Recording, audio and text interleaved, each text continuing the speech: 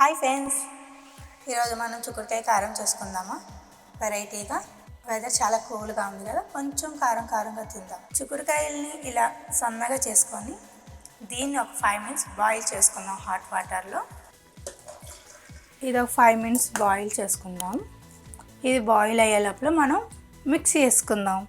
First chillies వేసుకుందాం, కొత్తిమీర, జీలకర్ర, సాల్ట్. మిక్సీ పట్టేసాం చిల్లీస్ని, ఇది పక్కన పెట్టేద్దాము. చిక్కుడుకాయ ఉడికిపోయింది. ఇప్పుడు మనం ఈ వాటిని వంచేసుకుందాం. పెద్ద ఆనియన్ అయితే ఒకటి తీసుకోండి, చిన్నదైతే 2 తీసుకోండి. ఇట్లా సన్నగా కట్ చేసుకోండి.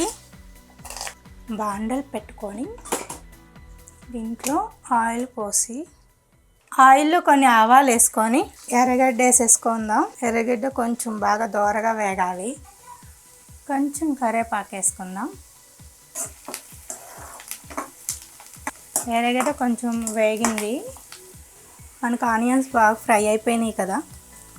కొంచెం పసుపు, కొంచెం అల్లం వెల్లుల్లి పేస్ట్ వేసి ఒకసారి కలిపెడతాము.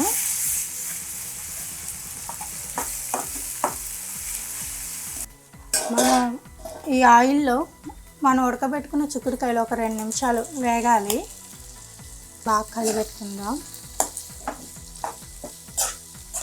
కొంచెం ఆయిల్లో వేగితే బాగుంటుంది చిక్కుడుకాయ. 2 నిమిషాలు ఆయిల్లో వేగినాయి కదా చిక్కుడుకాయలు.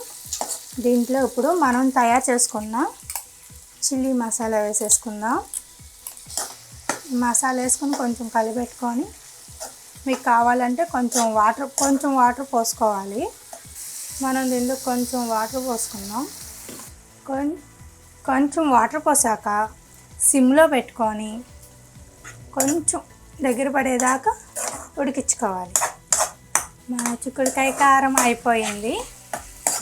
వేడి వేడి చిక్కుడుకాయ కారం రెడీ. ఇప్పుడు టేస్ట్ చూద్దామా. టేస్ట్ చూసి ఎట్టుందో చెప్తాం.